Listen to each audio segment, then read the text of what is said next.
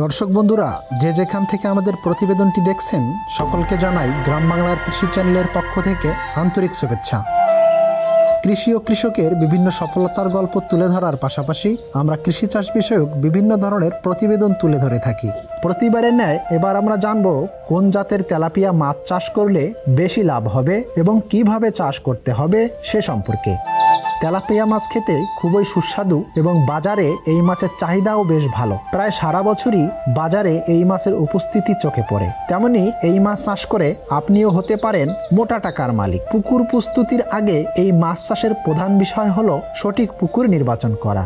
মাসে 4 থেকে 6 মাস জল থাকে এমন পুকুর নির্বাচন করতে হবে। নার্সারি পুকুর 15 থেকে 20 ডেসিমেল আয়তনের ও লালন পুকুর 20 থেকে 100 ডেসিমেল আয়তন হলে ভালো হয়, তবে এর থেকে কিছুটা ছোট বড় হলেও চলবে। পুকুরের পাড় মেরামত করতে হবে ও পাড়ে গাছপালা থাকলে তার ডালপালা ছেঁটে দিতে হবে। পুকুরে জল শুকিয়ে যেতে দেখলে অবাঞ্ছিত মাছ ও অন্যান্য প্রাণী সরিয়ে দিতে হবে। পুকুরের তলার অতিরিক্ত কাদা তুলে দিতে হবে। এরপর প্রতি ডেসিমেলে 1 কিলোগ্রাম হারে চুন দিতে হবে। চুন প্রয়োগের 3 থেকে 4 দিন পর জলাশয়ে নতুন জল ভরতে হবে। চুন প্রয়োগের 7 দিন পর ডেসিমেলে 6 কিলোগ্রাম গোবর অত্যন্ত 3 দিন পচিয়ে রেখে দিতে হবে। তারপর 100 গ্রাম ইউরিয়া, 70 গ্রাম সিঙ্গল সুপার ফসফেট দিতে হবে। সার প্রয়োগের 2 থেকে 3 দিন পর পুকুরের জল হালকা সবুজাভ বাদামি রঙের হলে মাছ ছাড়তে হবে।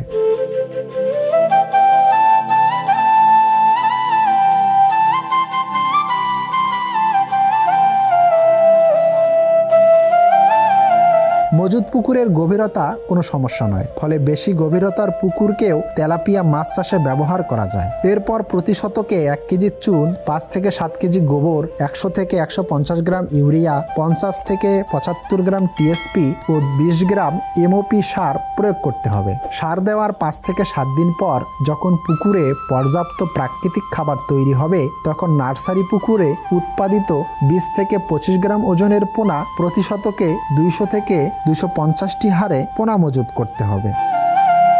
আতুর পুকুরে 20 থেকে 25 গ্রাম ওজনের মাছ প্রতি ডেসিমেলে 1.5 থেকে 2000 পোনা ছাড়া যায়। পোনা 10 থেকে 15 গ্রাম ওজনের হলে লালন পুকুরে 250টি সুস্থ সবল পোনা মজুত করা যাবে। সুতরাং আধা নিবিড় পদ্ধতিতে একক চাষ করলে 200 থেকে 300টি তেলাপিয়ার পোনা এবং অন্যান্য মাছের সাথে মিশ্র চাষ করলে তেলাপিয়া 100 থেকে 150টি ছাড়া যাবে।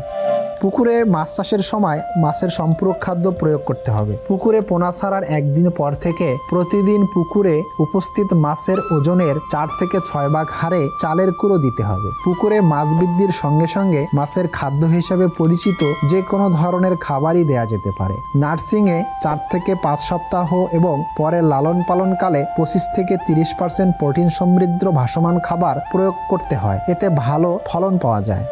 পোনা মজুদের 1 মাস পর থেকে প্রতি ডেসিমেলে 1 মিটার জলের গভীরতায় 100 গ্রাম চুন প্রয়োগ করতে হবে। জলের পিএইচ দেখে পরিমাণ কম বেশি করতে হবে। প্রতি 7 থেকে 10 দিন পর জাল টেনে মাছের বৃদ্ধি পর্যবেক্ষণ করে খাবারের পরিমাণ নির্ধারণ করতে হবে। খাবার প্রয়োগের 1 ঘন্টা পর পুকুর পর্যবেক্ষণ করা উচিত। যদি পুকুরে খাবার পাওয়া যায় তাহলে বুঝতে হবে পুকুরে অথবা মাছের কোনো সমস্যা হয়েছে অথবা খাবার বেশি দেওয়া হচ্ছে। একটানা মেঘলা আবহাওয়া কিংবা অতিরিক্ত বৃষ্টি হলে খাবারের পরিমাণ কমিয়ে দিতে হবে অথবা খাবার দেওয়া বন্ধ রাখতে হবে।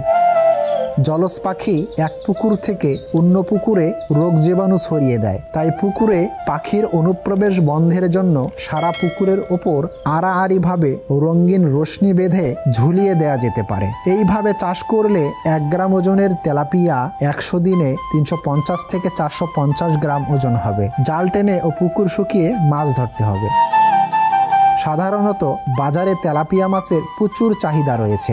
100 গ্রাম ওজনের তেলাপিয়া কম করে হলেও পাইকারি হিসাবে পুকুর থেকেই 120 থেকে 150 টাকা কেজি দরে বিক্রি করতে পারবেন। তার বেশি ওজনের হলে আনুপাতিক হারে দামও বাড়বে। আর সরাসরি বাজারে খুচরো হিসাবে বিক্রি করলে কম করে হলেও 220 থেকে সর্বোচ্চ 300 টাকা কেজি দরে বিক্রি করা সম্ভব। এই মাছ যেহেতু খুব অল্প সময়ে বাড়ে, তাই বছরে 3 থেকে 4 বার মাছ তুলে বিক্রি করা সম্ভব। তাই তেলাপিয়া চাষে কৃষক বন্ধুরা ভালো উপার্জন করতে পারবেন। তো দর্শক বন্ধুরা, আশা করি আজকের ভিডিওটি আপনাদের অনেক ভালো লেগেছে। এ ধরনের ভিডিও পেতে হলে আমাদের চ্যানেলটি সাবস্ক্রাইব করবেন, ভিডিওগুলো বেশি বেশি শেয়ার করবেন, লাইক করবেন এবং কমেন্ট করবেন। ধন্যবাদ।